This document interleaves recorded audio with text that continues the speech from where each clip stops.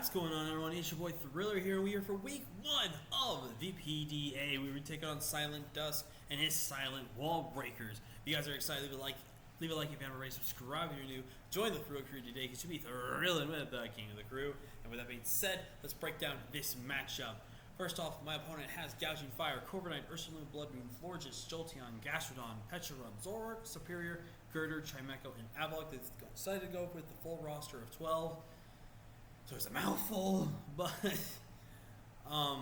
looking at their team, this was actually a very difficult build for me this week, where Sand looked absolutely incredible this matchup.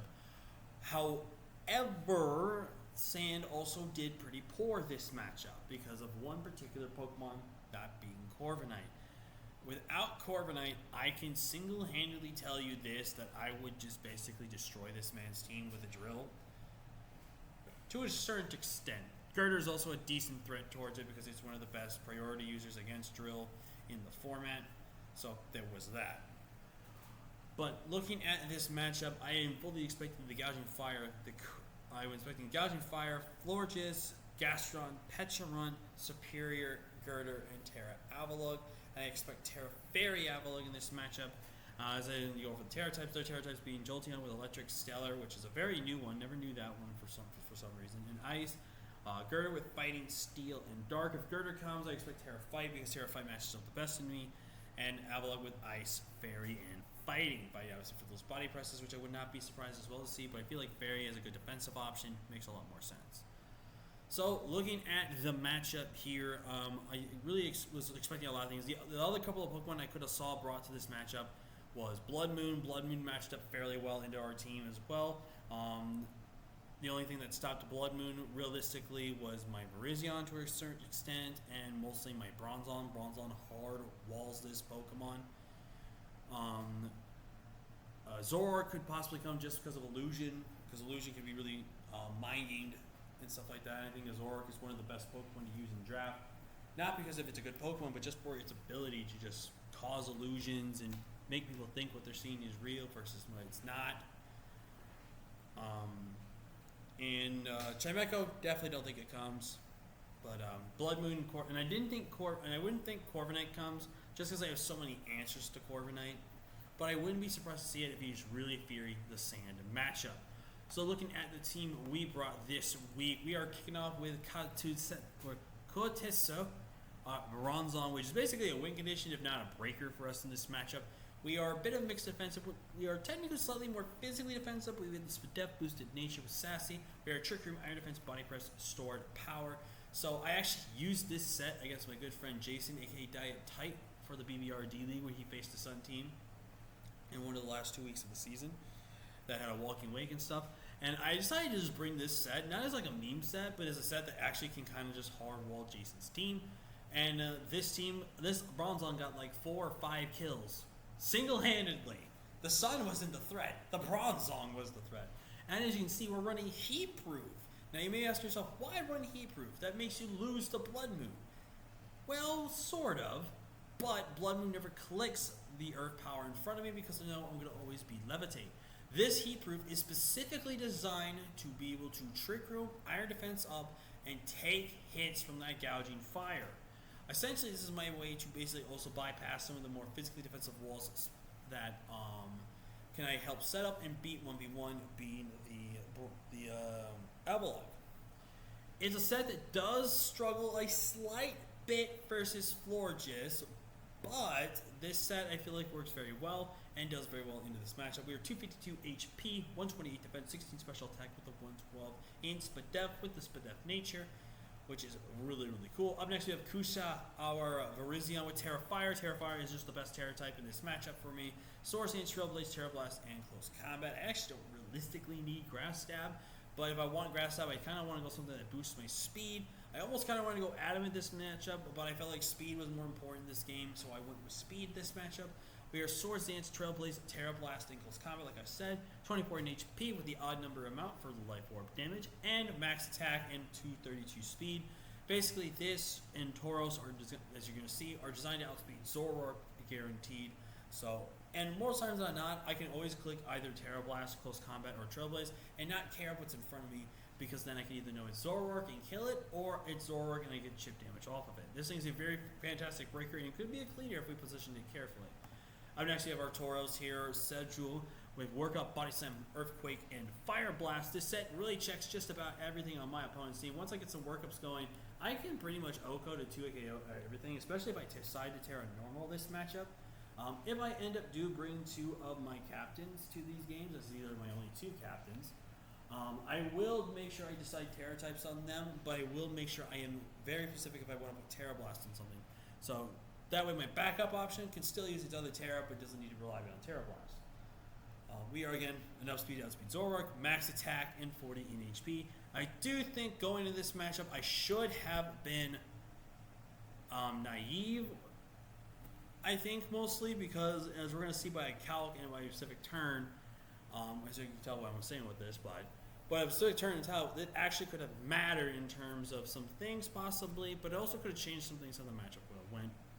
But we'll get to that. I'm going to see my Kyurei are Grimmsnarl with dual screens, parting shot, foul play. This is probably a set you don't really see me use a lot, but I felt like this set works a lot in a lot of different ways. We are physically defensive Grimmsnarl. We have enough speed to outspeed the majority of the bulk on their team. We do not have enough speed to outspeed the Petron, but from the Fortress and down below, we do outspeed with parting shots. And also, if we ever got chip damage, foul play is just there for more of the physical breakers on the team, and also make sure we have a move that can help us take on the Petron a little bit. Plus, foul play is a good move to keep the damage off on Zoroark as well. Max HP, 120 defense with the Impish Nature, 12 in Spadef, and 124 speed. Up next, we have a good potential breaker, if not win condition, in this matchup in our Ryu, our Raging Bolt with weakness policy. This is going to hurt a lot of my opponent's draft. Now, this is designed to actually outspeed Petron with no speed investment. Thunderclap, Thunderbolt, Dragon Pulse, and Calm Mind. And Electric Dragon literally just wrecks his entire team. And with screens plus Calm Mind, my dual weakness policy Pokemon can just really run roughshod on my opponent's draft if they let it happen. This Pokemon can just go in and it has no good counterplay and switches to. This thing can just start breaking. And even a Pokemon like Florges want to try to Calm Mind. So I mean, if I get boosted up with Calm Minds or get my weakness policy off first, I can start breaking more with my opponent's team and vice versa. We're at 6 in HP, 48 in defense, 64 in Spadef, 108 speed for the Petron and below. If there's no speed invested, and max special attack miles, because I wanted to slam things hard in this matchup. This mon's really good to this team, and I'm really looking forward to it.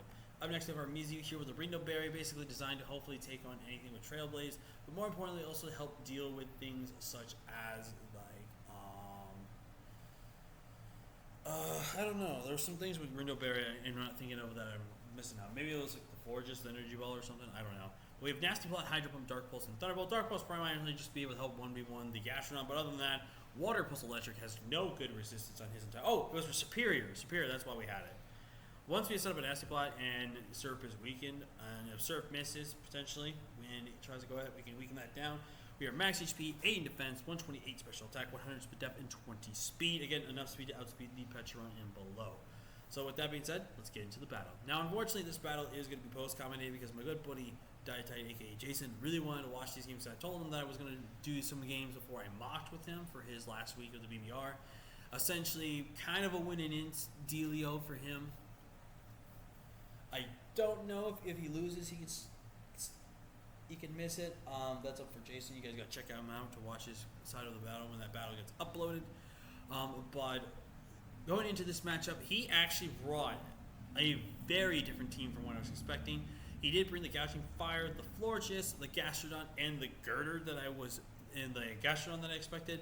Corviknight, which was the mon I was very iffy if he bring it, but he did end up bringing the Jolteon, which I'm actually very surprised he would bring Jolteon versus me. When Jolteon, I feel like with its Terra types not having a good matchup, and Girder came as well. Girder wasn't too surprised to see. It made sense, and I would imagine it was a Terra Fighting Gudra. Terra Fighting Girder. So I don't know what this Jolteon is. I think it might be potentially Terra, probably Stellar, Electric possibly, or Ice probably. I don't know. I'd say that Ice or Stellar. This one's guaranteed fight. So let's go ahead and get into the matchup here. I'm going to lead off my Tauros here. As he actually leads up with the Gouging Fire. very much an interesting lead here. So I had three plays here. I can either go for a body slam, a fire blast, or an earthquake here. Now body slam doesn't guarantee 2 KO this thing. It just barely misses out on that hit. Earthquake guaranteed 2 shots this thing, and there was an opportunity. I was thinking about clicking fire blast on the Corviknight switch in. As you're gonna see, the Corviknight is the switch in. We earthquake unfortunately and not get it. I decided to work up here as I actually go for the body press here. And this Corviknight was really weird. This thing either was like Spadev with a decent amount of defense to do that much with body press. It was like either BizDev with more Spadev. Like this Corviknight was a weird one because when I went for Fire Blast, I didn't do quite as much as the calc was telling me. But I decided to go for a Fire Blast here. He has a Roost here. I Fire Blast as he actually goes for the attack here, and this is where if I actually went with that naive nature, that crit more than likely, possibly, guaranteed knocks him out there, which means the Corviknight is down, but that does invite the Girder to come in then. But then that would have caused some sequence of events to happen, so maybe it was a good thing that it didn't kill, but who knows. But luckily, doesn't go for the Roost. Surprisingly, he should have kept roosting, honestly. But I'm going to tear a fire here as I'm going to get Swords Dance up here. And I go for the close combat, and I thankfully get the roll. If this was offensive gouging fire, we did 95 to 111.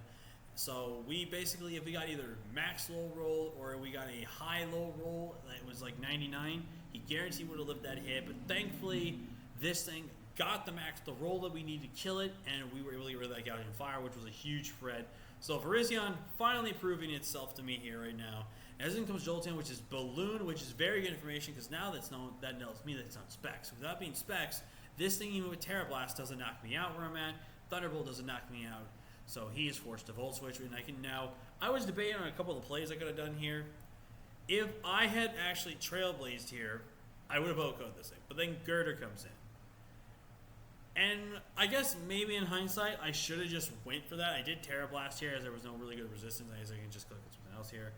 Because if Girder came in here, even if it's not like a max attack variant, it's more like a physically defensive with Adamant with Iron Fist, maximum damage he would have done was like around 33 to 34%. And I was sitting at 35, even without the Life Orb. So basically, I guaranteed lived Girder. Oh, wait, and that was with -1. That was with -1 that he would have lived Girder's hit. I think, possibly. But basically, I decided to actually save my Virizion because I think there was still some very good merits here. I go into my Grimmsnarl, Volt Switch, and this tells me that this is possibly a non-invested Jolteon because that did so little to me. And actually the Girder comes in. I'm going to go straight for my parting shot here. And here's where I think my opponent really made the misplay here. I think they really should have just went Florges.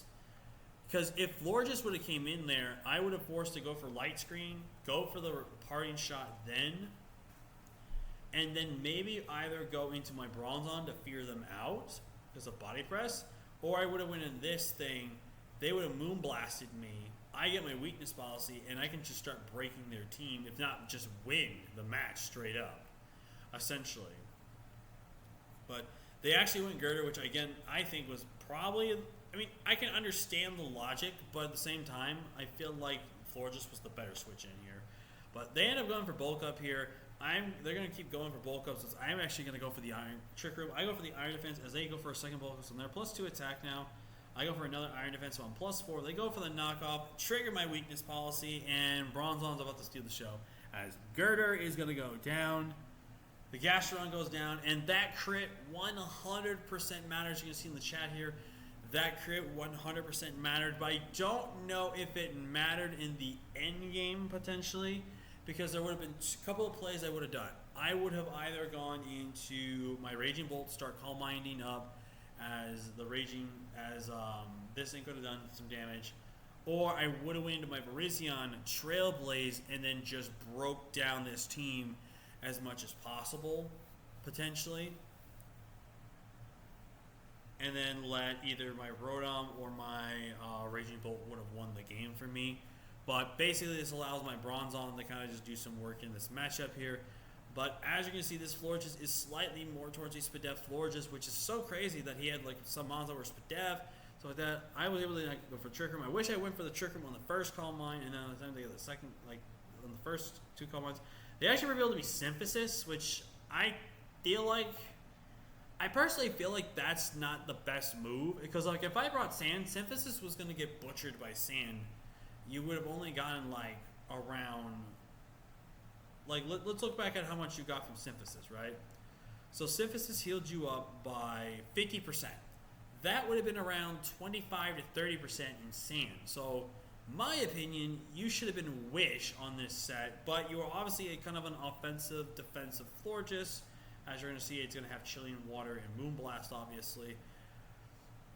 But again, into a sand team, I really think Synthesis was the wrong call, in my opinion, unless you felt very confident I wasn't going to bring sand because of your team, which if you felt very confident, I do commend you for that because obviously I didn't bring sand. But here's where I think my opponent really starts messing up because he goes for Chilling Water here, trying to lower my attack. Right here, I will admit, I kind of make a dumb play. I should have been body pressing here. But they synthesis, I think I said Trick Room here again. No, I Sword Power here. I Trick Room this turn as they Calm Mind to get the +4. No, I Sword Power here. Now I went for the Calm. Now I go for the Trick Room. And right here, they make the mass uplift. I'm going to go for Body Press. You can see they did 42%. And right there, they should have went for the Chilling Water. As you saw with the Chilling Water, it did 23%. With those 2 Calm Minds that they would have had at +4, I think it was. Or it was, no, I think it was at no, they were at +5. +5, I'm pretty sure that Chilling, more than likely, would have probably knocked me out. The Chilling probably most likely would have knocked me out. And that actually could have won them the game possibly. Because I definitely was throwing my not clicking body press earlier in the matchup. Because I didn't think about taking the account of that. So I actually almost threw this game completely. So that's definitely a lesson for me to learn, is definitely check the calcs of iron defensing. Because if I would have known I would have been able to 2-shot it at a certain point in range, I should have just been spamming body press. Because I should have been forcing him to either try to kill me or basically put me in range.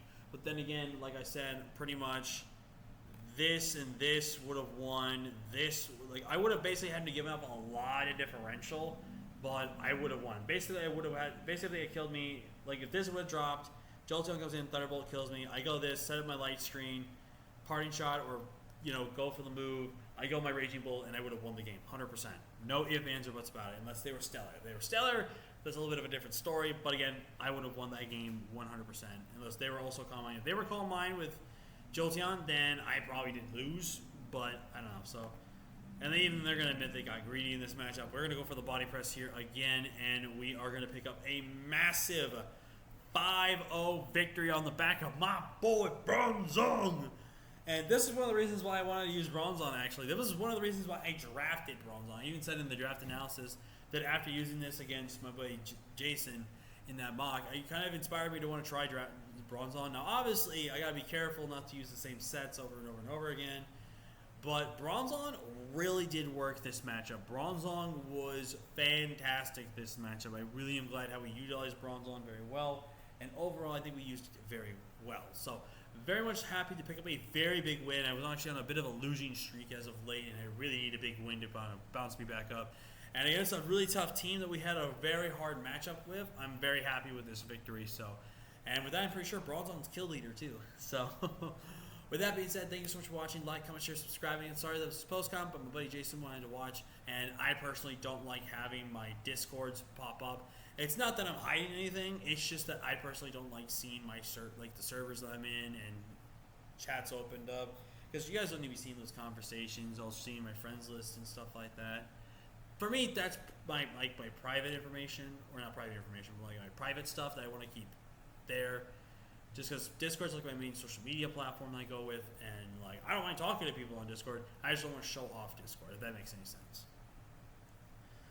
If I had second screens to do stuff like that, then I would have been able to record this. But anyways, I'm rambling now. Thank you guys so much for watching. Like, comment, share, subscribe, and I'll see you guys next time. Peace!